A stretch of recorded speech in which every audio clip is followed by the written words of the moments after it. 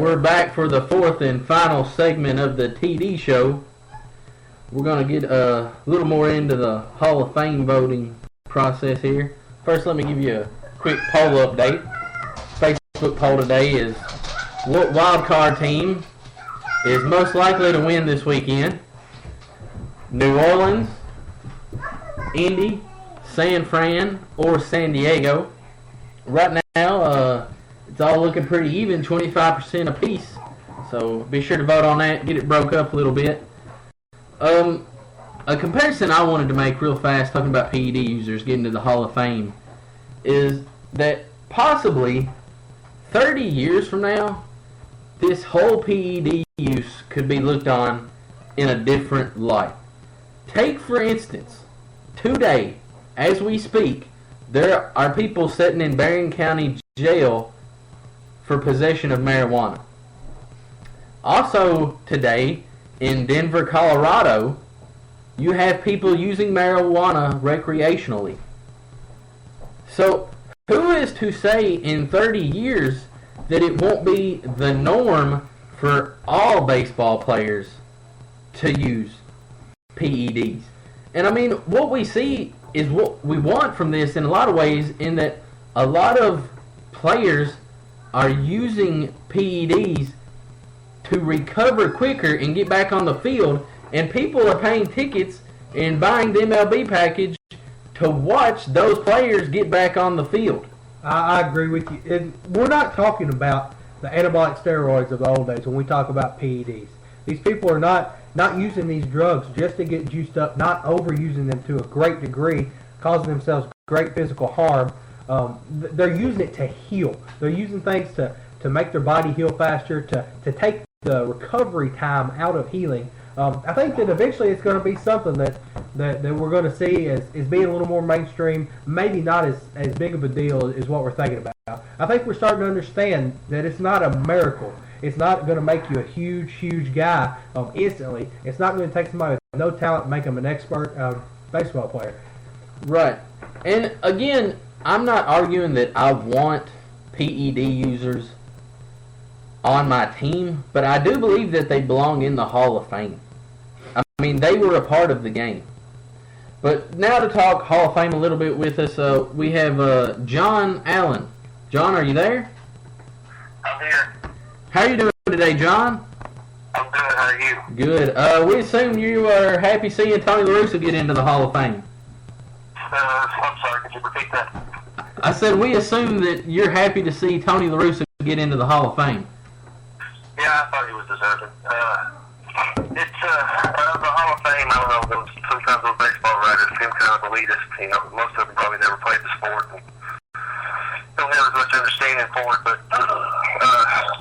there'll always be controversy. You know, it's supposed to be the top 1%, not the top 2%. And I think it's a fine line between each one. Right. Is there anybody that was on the ballot this year that didn't get in that you think should have got in? Well, I think there's been, Mike Messina and Jack Morris and people like that. When you talk about their numbers and the time when they were pitching and how much more offense there was, they probably deserved it. Craig Biggio probably deserved it. I think some of Bagwell probably deserves a little more consideration than what he gets, like Piazza. But, and then you got the PED users, or supposed users. And yes, do you think they should be allowed in? Somebody like Rafael Palmeiro that's hit 500 home runs and had 3,000 hits. And he's off the ballot. Yeah, Rafael Palmeiro won't be voted on again. Yeah, he's off the ballot now. Yeah. And then, I don't know, did y'all talk about, did you talk about how they took Dan Lebertar's Yeah, we touched on that, and actually read a USA Today article where the vice president of the Baseball Writers Association has done the same thing since he had a vote. He's went out to supper with a large group of people in Houston and used their input to create his vote, which is the same thing as Dan Lebertar did. Yeah, I saw that last night on Oprah. There's a guy that's the vice president now that's going to be the president next year. Yeah. Right. Yeah. Yeah. They basically invited him out to Mexican restaurant for tequila and Mexican food. Right. Captain Pickett's bracket. Yeah. Yeah, well, And then another guy is used a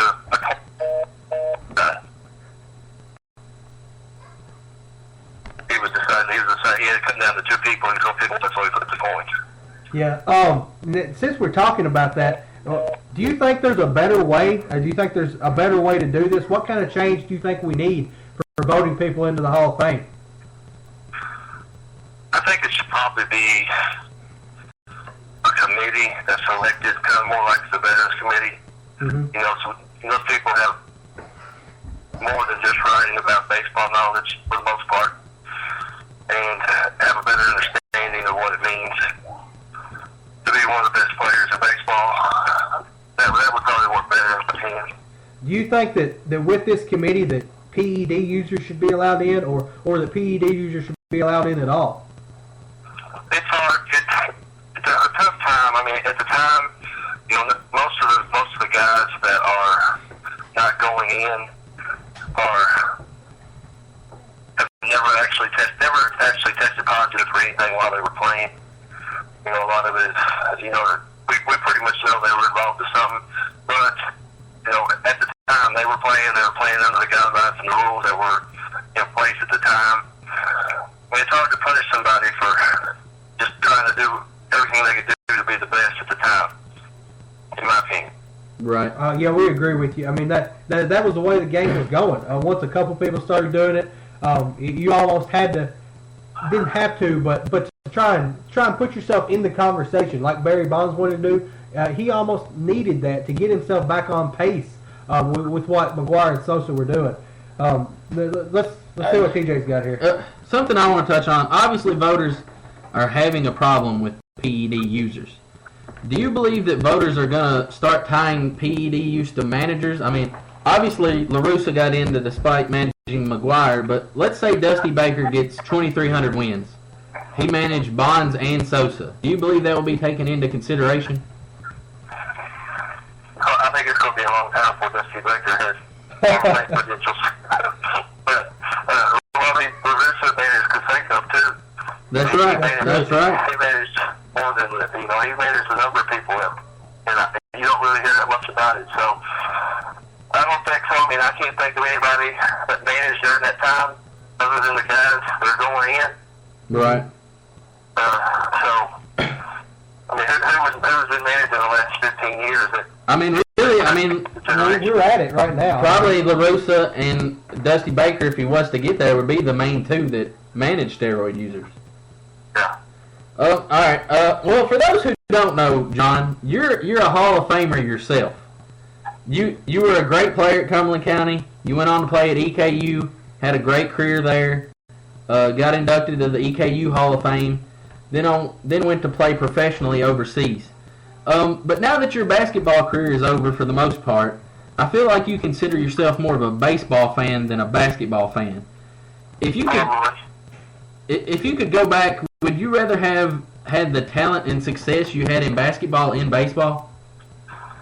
Probably not. I mean, basketball still, as far as the sport, probably my favorite sport.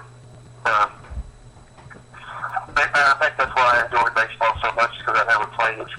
Right. And I have more of an appreciation for it, because it's something I never given. All right. One last question before you go. If your knees hold up and you don't have to have any knee surgeries, do you play in the NBA? That's a trick question. I don't know. Everybody thinks they can play it. They're 20, 21, 22. Everybody thinks they can play in the NBA. Don't be modest now. Tell us what you think.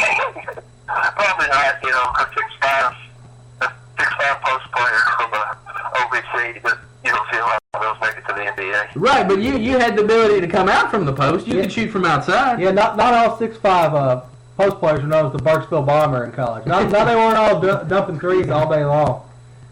If they went Eastern, they would have been. All right, John. Well, we appreciate you coming on today. No problem. Thanks a lot. All right, so his thoughts really a lot along the line of what we thought. I mean, obviously it's going to be hard to change the process. Obviously it's hard to decide whether PED users should get in or not.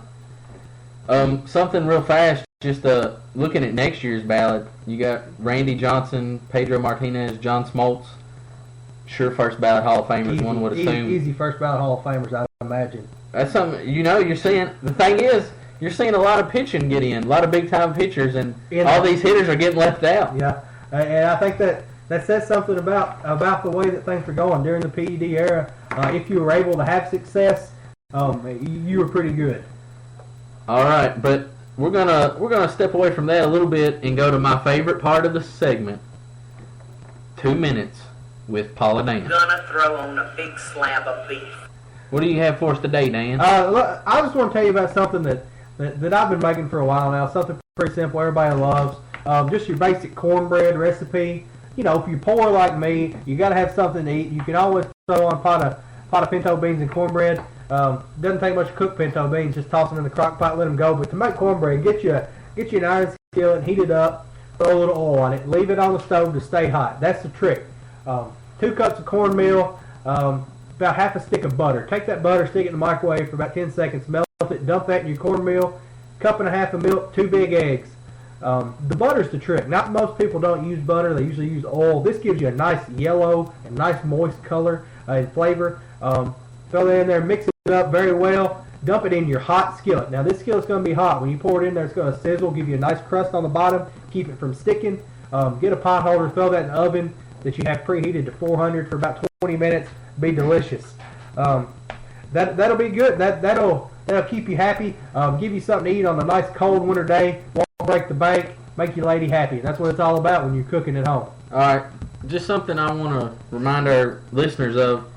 When you're listening to the first segment there, the second segment, when we go for a break, you have to refresh your browser in order for that live link to pop up again, else you're just going to keep hearing the same thing over again. And I mean, we're trying to be good here, but if you keep listening to the same segment over and over, that might get a little irritating. We think we're entertaining, but we're probably not entertaining 4 times in a row over 2 hours. No. So we're going to try to make a transition here to collegiate sports. Had a great game last weekend, BCS title game, and it was really a great game to end the BCS West with. Exactly. It was a perfect ending to an imperfect system, as Musburger would say. I agree. I thought that this year the BCS worked how it was supposed to work. Yeah. Normally, ironically, the last year there were two surefire number 1 and 2 teams that played, and golly, did they match up very well. We talked last week. We thought it was going to be a shootout. I think we underrated what Auburn's defense could do, and maybe overrated Florida State just a little bit. They were still phenomenal, but they've been playing not the competition Auburn been playing. Auburn ended up losing, but looked like the better team for a lot of that game. I think that they were a 1A, 1B team. I think it would have been hard to say that one of those teams is actually much better than the other. Great national championship game. Right. Well, while I was watching the game, I mean, obviously, like you said, it was a great game. I was sitting there at halftime. I was on Facebook and Twitter, and it was getting lit up. Florida State can't hang with an SEC school. And I was sitting there thinking, were any of these people watching yesterday when Indy came back from 28 down to beat Kansas City? And, we saw when we watched the game, like you said, it wasn't just Winston, Marshall, and Mason. Both teams, all around, really good teams. I mean, there's going to be a lot of NFL players on both sides, and both sides of the ball for each team. We saw, Auburn's defense played better than we thought it would, but the last 4 drives of the game, excluding the last possession there for Auburn, resulted in touchdowns. With all that talent, both defenses just got wore down, and there was nothing left to give there late in the game. Yeah, defensive battle early in the game. I was not necessarily as high on Auburn's defense as I should have been. I guess all the time they had to prepare and all the time they spent playing. The week before, they played Missouri, great offensive team. Before that, they played Alabama, great offensive team. They'd been slammed. Obviously it was longer than 2 weeks, but the game before, they've been hit in the face for 2 games in a row. They came out to play. Their defense looked great. I can't wait till next year when we get 4 teams in and see what goes on. Yeah. And here's the thing I heard earlier in the week after the game happened is that, Winston was down because he went 20 for 35, and they made the argument, if it wasn't for the last drive, he'd have a terrible game. So I want to give this analogy. Let's say that Jameis Winston goes to the NFL, every regular season he puts up the numbers that he put up at Florida State during the regular season. And say 3 or 4 years he goes to the Super Bowl. In those 3 or 4 Super Bowls, he goes 20 for 35 with 2 touchdowns, no interceptions, and has a game-winning drive at the end of the game. Oh, is he not a good quarterback? Yeah, probably a Hall of Fame career So- if you look at it that way in the NFL. You want to make the argument that he was only good at the end. I mean, the end is what matters most. That's what decides the game. Here's the thing.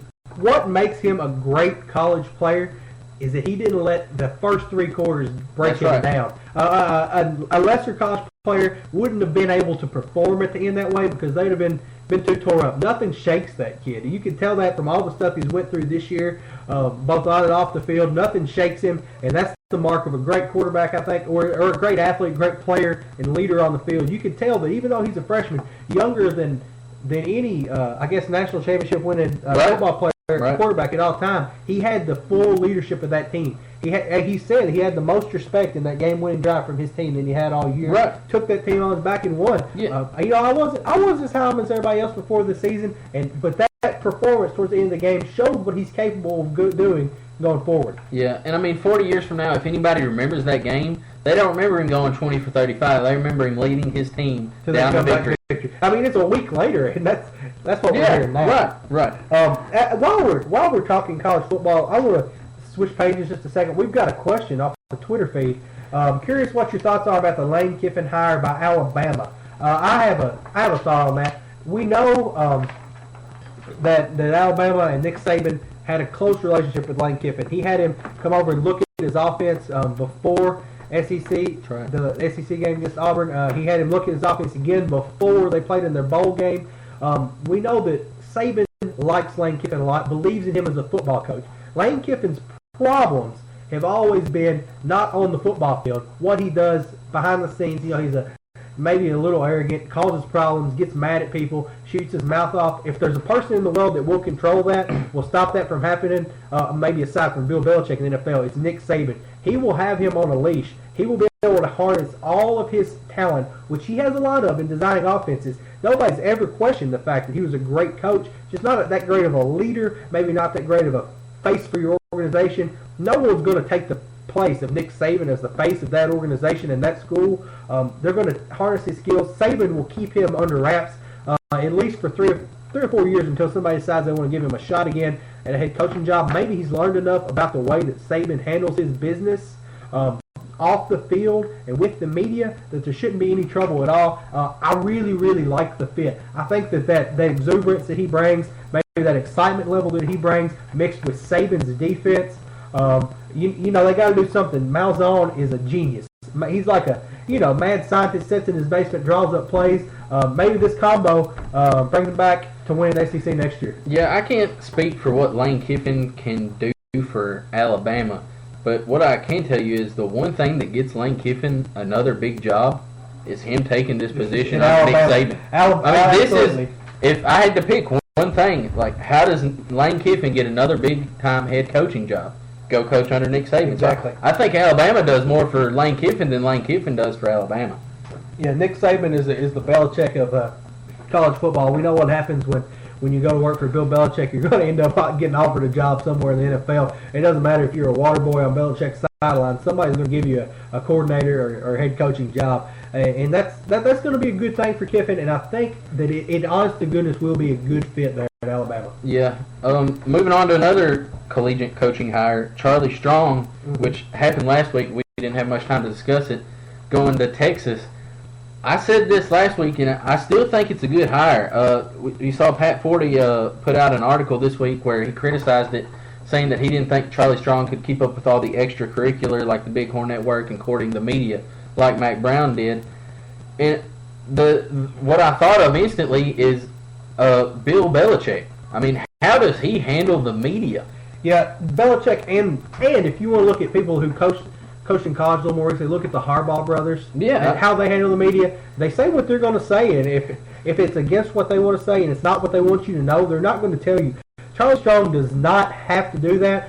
What he has to do is win and recruit well. If he wins, take care of all that. I think he can recruit well. Texas, big state. He's already got a little base in Texas. He's got a huge base in Florida, which is the second most recruited state outside of the state of Texas. He said his big goal is to get the best players in Texas to come to Texas, which is something that the fans and everyone else has been upset about, that Mack Brown couldn't do. He could not keep the best Texas quarterbacks, best Texas players in the state of Texas at the University of Texas. We know he's got his base everywhere else. If he can lock down Texas, it's going to be a great job for Charlie Strong. Great fit. I think his style will work well there. Yeah, I mean, I think he's an excellent recruiter. I mean, we saw when was it Miami, Florida, they played in the bowl? Yeah, they played Miami and Florida. Yes, they had more players from Florida than Miami, Florida had. So, I mean, that says something about his recruiting. And, I mean, when you go into a gig like Texas, you automatically increase your recruiting power just by the name alone. It's something Jimmy Johnson, former coach, said this week. If you can recruit and you're at a top 10 school, you show up and you win 9-10 games a year. In Texas. I heard that, yeah. So, I mean, if he wins, the media, the boosters, etc., they take care of themselves. Now, if he loses, it becomes a problem, but it becomes a problem with any other coach that would have taken that position. I agree. We know there are some people that in the Texas organization, maybe they're boosters that didn't like the hire, thought they needed to go to a bigger name.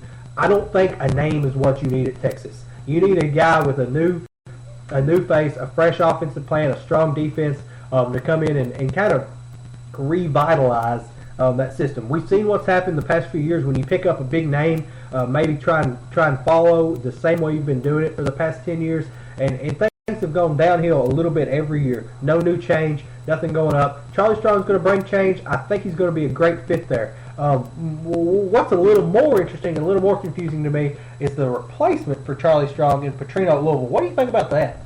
I think it's a good hire. I think if you want to win football games, and that's your priority, which it is at all. I mean, you only talk about graduation rate if you're not a good football team. And if Louisville wants to win games, they go get Bobby Petrino. I agree with that. And Louisville has shown that they don't care what this is. Some of them came out and said they don't care what a coach has done in his past and what he maybe off-field issues he's had. If he's going to be dedicated to that school and is going to make that school win games. Now, if Petrino were to get in some kind of trouble, I'm not saying that Louisville doesn't have any morals and wouldn't punish him and stuff like that, but they believe that the off-field issues take care of themselves, and their main goal is winning games, and they've done a great job the past few years in winning games and getting those people in offense, in not just basketball and football, but all their sports. They're winning games. They've got great coaches all around. It's something that me and you've learned in the past.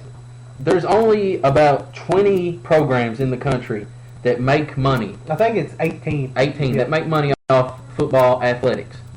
And I believe that Louisville is transitioning to one of those programs. And in order to do that, you have to win games, which is what I believe Bobby Petrino will do. And if nothing else, you've got a big buzz. You're going to put people out there. People are going to want to see what Bobby Petrino does. Can he come back home to Louisville, where he says it's going to be his last job? He's going to retire from here. He's going to retire with a chance to be one of the all-time great coaches at Louisville if he continues the success he had originally and builds on the success that Charlie Strong had there. And even if he doesn't, if he decides to leave, George put the huge buyout in there. He asked for that. Right. Strong asked for that buyout. He wanted to show his commitment to the recruits, to the fans. He asked for that $10 million buyout himself. But something, while we're talking college football hires, that I want to touch on, another issue I have with this, Charlie Strong left Louisville with, and it's not just Charlie Strong, we see it every year with coaches, they leave their school with years on their contract. So my argument is, if coaches can leave with years on their contracts, why can't players leave and go play somewhere else that next year? Mm-hmm. I mean, it's completely hypocritical. I'm not picking on Charlie Strong. Like I said, happens year after year with multiple coaches. If a coach can leave with contracts on his or years on his contract and go coach somewhere else, bigger, better, whatever, then a player should be able to do the same thing, especially in a situation where the coach has left. I agree with you there. It's kind of hypocritical. Now coaches, there's a little bit of punishment for the university accepting those coaches. They're having to pay the buyouts on the contracts, but there's no NCAA rule against it. If a player wants to leave, I think they should be allowed to leave. Just to be able to especially in circumstances like that where the coach has left that came and recruited you at your home. Well, a lot of times I think there is a way that if the current coach that comes to your university allows you, you can leave without any kind of having to sit out a year. But I think it should be a unanimous and universal rule that if your coach leaves, you ought to be able to go somewhere else, even if that means. Now, I can see the trouble with it. Now, you could say if you get a team, say Nick Saban last year at Alabama won a lot of games, another team could come in and offer him a lot of money. He brings A.J. McCarron and all those people with him. They've automatically got a great team. Do you see why? I can see their argument against it. Right. I don't think it's ever going to happen like that, though. All right. Let's go ahead and get to what to watch this weekend. If we get time, I'll throw in a couple other things afterwards. Yeah, something we're going to start doing every week Is just what to watch. So let's get to that. Honey, get out my reading glasses. It's time for what to watch. What do you have for us this week, Dan? First, the key thing I want you to watch this weekend. You're not going to have to wait very long to watch it. Andrew Luck and his interceptions and turnovers that his offense creates. Here's a few stats for you. If he doesn't turn the ball over, which he doesn't very often, but when he does turn the ball over, they lose. The Colts win when he doesn't turn it over. He is rushed a lot, he is sacked a lot. Most of the time, it's not a problem for him losing it. He's got 5 fumbles, 9 interceptions. He plays his best against power teams. Went to Seattle and beat the Seahawks. Went to Denver. Denver came to town. He beat Denver at his home. And then he went to San Francisco and beat San Francisco. Let me tell you a little bit about what happens when he turns the ball over. In all the games but one that they lost, he had at least an interception. In games that he throws an interception, the Colts are 3-4. So they lose more often than win when he throws an interception. In all but one of the losses that he has a QBR under 52, and they are 2-4 when he has a QBR under 60. So when Andrew Luck turns the ball over, they don't win. When he doesn't turn the ball over, they win. They're always going to get turnovers on their defense. They're plus 13, but when he's causing turnovers and having turnovers, they're going to lose. Second thing I want you to look at this week, if you're a Kentucky fan, as we move into SEC play a little deeper, I want you to watch James Young. Had a great game last week, averaging 14.6 points a game. Has scored 205 points this year altogether.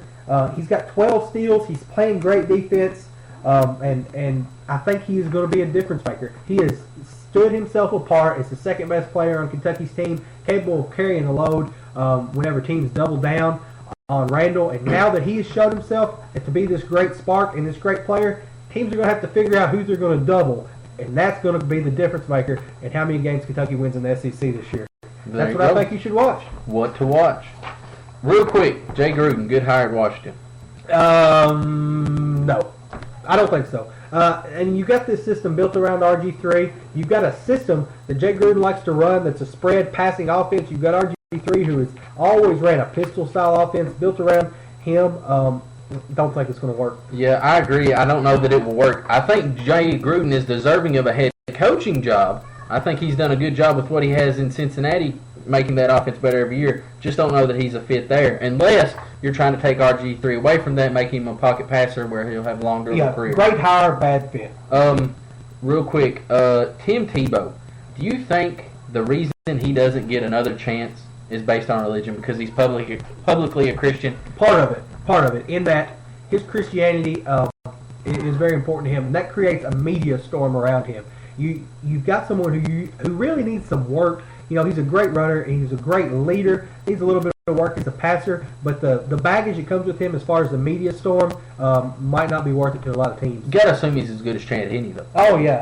I think he deserved a chance this year. I really do think he deserved a good job. All right, something I want to touch on real fast. Talked last week about Johnny Manziel versus Teddy Bridgewater. The more I think about it, the more I believe he is the best fit for the Jacksonville Jaguars.